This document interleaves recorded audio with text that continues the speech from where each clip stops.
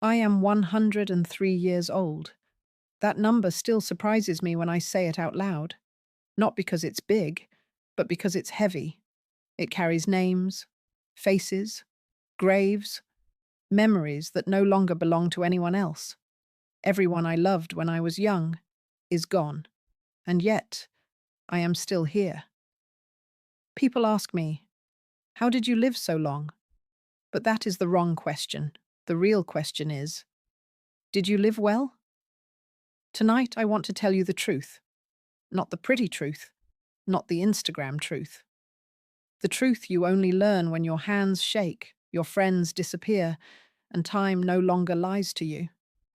If you are young, please listen carefully, because I would give anything to hear this at your age. I was born in a world without noise. No phones, no notifications, no rush. Time moved slowly then, like it respected us. As a child, I thought life was endless. Days felt long, summers felt eternal. I believed grown-ups knew everything. I believed love was permanent. I believed pain would always pass quickly. I was wrong. My father was a quiet man. He didn't say, "I love you." He showed it by fixing broken things and never fixing himself. My mother's hands were always tired, but she still cooked like tomorrow was guaranteed. No one taught us about emotions. We were taught survival, and that's the first lesson life teaches you. You learn how to survive before you learn how to live. As a boy, I wanted to grow up fast. I thought adulthood was freedom. I didn't know. It was just a different kind of cage. If I could go back, I would sit longer at the dinner table. I would listen more. I would ask my parents questions I was too busy to care about. Because one day, you'll want answers from people who can no longer speak. When you're young, you spend time like it's pocket change. When you're old, you would trade everything for just one ordinary afternoon. Remember this: childhood isn't preparation for life. It is life. And once it's gone, it never comes back. When I was young, I thought I was smart. That's the dangerous part of youth. You're confident without evidence. I believed mistakes were temporary. I believed consequences were negotiable. I believed time was on my side. It wasn't. In my 20s, I was hungry. Not just for food, for importance. I wanted to be someone. I wanted people to look at me and say, "He's doing well." So I chased approval. I chased noise. I chased things that looked like success from a distance. And quietly, I ignored the small voice inside me that kept whispering, "This isn't who you are." But when you're young, you don't respect whispers. You only respect screams. I rushed everything. I rushed decisions. I rushed relationships. I rushed becoming successful. I thought slowing down meant falling behind. So I married too fast. I chose work without understanding myself. I said yes to paths I never truly wanted. Let me tell you something painful. Most people don't ruin their lives in one big moment. They ruin them slowly, by staying busy. Busy enough to avoid thinking, busy enough to avoid feeling, busy enough to avoid asking, is this actually my life? I didn't listen to my parents, to older people, to warnings. I thought advice was control. I thought humility was weakness. I had an answer for everything, until life started asking harder questions. Ego is quiet at first.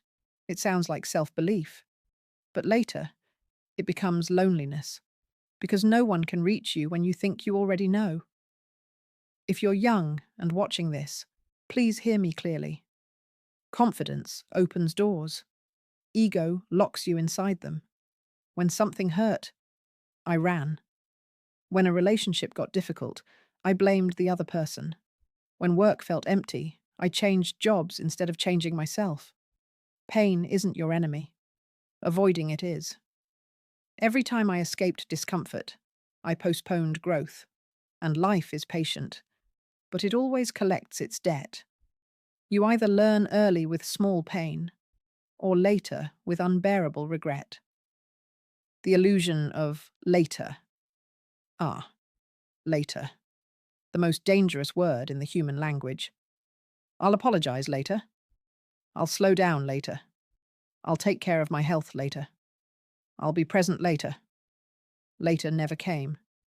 Because later is a story we tell ourselves to feel safe in the present. But the truth is brutal. Later quietly turns into never. The faces I lost. There are faces I still see when the room is quiet. Friends I drifted away from because I was busy. A brother I didn't forgive in time. A friend I didn't call back. One day, someone mentioned his name casually, and that's how I learned he was gone. No goodbye, no closure, just silence. That's when I learned something that still hurts to say. People don't disappear from your life suddenly. They fade while you're distracted. If I could speak to my younger self, I would grab his shoulders and say this slowly. Stop trying to impress people who won't be there when you're old and tired. Stop proving. Start listening. Your worth is not measured by how fast you move, but by how deeply you live. And please, for the love of life itself, don't wait to become kind. Don't wait to become honest. Don't wait to become present. Because one day, you'll wake up old and realize you were practicing for a life that already passed. Youth is powerful, but it is blind. It gives you energy before it gives you wisdom. And by the time wisdom arrives, energy is already leaving. So if you're young and listening, borrow my wisdom. It cost me almost everything. Love. People talk about it like it's simple, like it's something you either find or you don't. That's not true. Love is not something you find. It's something you learn too late. When I was young, I thought love was intensity, butterflies, passion, drama. If it hurt, I thought it was real. I didn't know that real love is quiet. The first love I didn't understand. I loved a woman once who loved me better than I loved her. She was patient, too patient. She waited for me to mature, to slow down, to notice her effort. I thought she would always be there. That's another lie youth believes, that people will wait forever. One day she didn't yell, she didn't beg, she didn't cry. She just left. And that silence was louder than any argument we ever had. I didn't chase her. I told myself I was strong. But strength without humility is just pride wearing a suit. Years later, I realized something painful. The people who love you the most often leave quietly because they're tired of asking. Marriage is not the finish line. I married thinking love would carry us. Love doesn't carry relationships. Effort does. Listening does. Choosing each other every ordinary day does. We weren't cruel to each other. That's the saddest part. We were just distracted. By work. By stress. By life. No betrayal. No explosion. Just distance. And distance is how love dies without anyone noticing. If you're in a relationship right now, hear this clearly. Neglect feels exactly like rejection to the person on the other side. The words I never said. There are sentences that still sit in my chest. I'm proud of you. I'm sorry. You matter to me. I assumed people knew. They didn't. Love that is not expressed feels identical to love that doesn't exist. I lost people not because I didn't care, but because I didn't say it. And when they were gone, the words had nowhere to land. Loneliness is not about being alone. I have sat in rooms full of people and felt invisible. And I have sat alone feeling deeply connected to memories. Loneliness is not the absence of people. It's the absence of being seen. When you choose ego over vulnerability, you choose loneliness. When you choose silence over honesty, you choose distance, and distance always wins. Love is a daily choice. Here is the truth no movie tells you. Love is boring sometimes. It's routine, it's repetition, it's showing up tired. If you are always searching for excitement, you will abandon depth. And depth is where real love lives. I spent years thinking love should feel new, but love isn't about newness.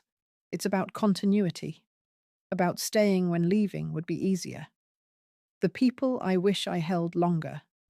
There are hands I wish I held one more time, voices I wish I listened to more carefully, arguments I wish I chose peace over winning.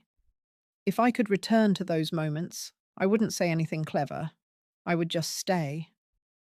Because in the end, love isn't proven by grand gestures, it's proven by presence. If you love someone, tell them. If you miss someone, call them. If someone matters, make time. Because the greatest heartbreak isn't losing love, it's realizing you had it and treated it like it was guaranteed. I spent most of my life working, not because I loved it, but because I was afraid. Afraid of being poor, afraid of being judged, afraid of being ordinary. So I worked harder, longer hours, fewer pauses. I told myself I was being responsible, but responsibility, when driven by fear, quietly becomes a prison. The lie of once I make it. I used to say this sentence a lot. Once I make it, I'll slow down. Once I'm stable, I'll enjoy life. Once I earn enough, I'll rest. I kept moving the finish line. That's how ambition tricks you. It promises rest after exhaustion. But the truth is simple and cruel. If you don't know how to stop now, you won't know how to stop later. Later just gives you more expensive distractions. Money is a tool, not a meaning. Money solved problems. That much is true. But it didn't answer questions. It didn't tell me who I was. It didn't sit with me when I was tired. It didn't care when I was lonely. The mistake wasn't earning money. The mistake was letting money decide my worth. When your value depends on productivity, rest feels like guilt, and guilt steals your peace. The invisible cost of success. No one tells you what success takes. It takes dinners you miss, conversations you postpone, health you trade quietly, time you never get back. I attended meetings instead of birthdays. I answered emails instead of emotions. And worst of all, I was praised for it. Society applauds exhaustion. But no one applauds you when you're old and realize you don't remember your own life. Work will replace you. Life won't. Here is something every young person should understand. Your job will replace you within weeks. Your family will not. Your children won't remember how many hours you worked. They'll remember if you were there. When I finally slowed down, it wasn't a victory. It was recovery from a life I had been sprinting through. Success without meaning is empty. I met men richer than me who were deeply unhappy. I met poor people who laughed easily. That confused me at first. Then I understood. Meaning is not earned, it is chosen. If your work gives you dignity, that's good. If it gives you identity, be careful. Because when work ends, and it always does, you don't want to disappear with it. If I could redefine success, I would define success like this: having time, having health, having someone to talk to, having peace in your chest. Everything else is decoration, nice decoration, but decoration. I used to think my body was loyal, that it would forgive me no matter how I treated it. I was wrong. Your body is honest. It keeps records. Every sleepless night, every ignored pain, every stress you called normal. It remembers what your mind tries to forget. I thought I was strong. In my 40s and 50s, I ignored the signs. The tiredness, the weight, the aches that didn't leave. I told myself I was busy. I told myself I was fine. Busy is not healthy. Fine is not well. By the time pain becomes loud, the damage is already old. Health is invisible until it's gone. When you're young, health is silent. It doesn't demand attention. It doesn't make noise. That's why people waste it. But when health leaves, it takes joy with it. Simple things become difficult. Walking without thinking, sleeping without pain, waking up without fear. And suddenly, life becomes smaller. Aging is not the enemy. Let me tell you something most people don't expect. Aging itself isn't cruel. Neglect is. I have seen people in their 70s, full of life, and people in their 40s already exhausted. Your age is not your problem.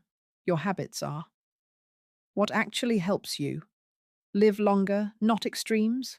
Not obsession, but consistency. Eating simply, moving daily, sleeping seriously, managing stress early, laughing often, loving deeply. No supplement replaces peace. No diet replaces purpose. Illness changes your perspective. When I got sick, my world shrank. Suddenly, nothing mattered except breathing without pain. A calm morning. Someone checking on me. Ambitions became irrelevant. Arguments became pointless. And that's when I realized most of what we worry about is noise. Health turns down the volume of everything else. The cruel irony of time. Here's the tragedy. You get health when you don't appreciate it. You get wisdom when you don't have energy. If I could make one wish, it wouldn't be for more money. It would be to treat my body with the respect I now beg it for. Please understand this. Your body is not a machine. It's a home, and you only get one. Take care of it before it starts asking you for things it can no longer give. I am 103 years old.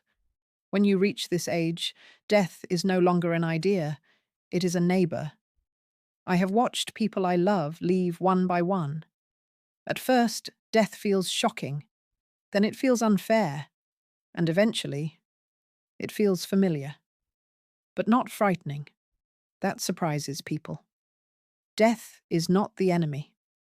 When you are young, you think death is the worst thing that can happen to you. It isn't. Living without meaning is far worse. I have seen people die peacefully because they lived honestly, and I have seen people cling to life because they were afraid to face how they lived. Death does not scare me. Regret does. What you don't think about at the end. At this age, no one thinks about money, status, titles, achievements, arguments you won. Those things disappear long before your breath does. What stays is simple. Faces, moments, love given, love withheld. The question. Life asks you. At the end, life asks you only one question. Did you love well? Not perfectly. Just honestly. Did you show up? Did you forgive when it was hard? Did you say the words you were afraid to say? Because love is the only thing that follows you all the way to the end. Fear shrinks as life ends. Here's something unexpected. As my body became weaker, my mind became calmer. I stopped pretending, stopped impressing, stopped rushing. When there is no future to perform for, you finally become real. That is peace. What life actually is. Life is not a race. It's not a competition. It's a collection of ordinary days that slowly become precious when you realize there aren't many left. You don't find meaning. You create it by how you treat people and how gently you live. If you are young and watching this, I want to say this clearly. You are not behind. You are not late. You are not failing. You are learning. But please, don't postpone your life. Don't wait to be kind. Don't wait to be present. Don't wait to live honestly. Because one day, you will be old like me, and the only thing you will wish for is one more ordinary day done right. Love people while they're here. Take care of your body. Forgive sooner. Slow down. And remember this: in the end, the life you lived will matter far more than the life you planned.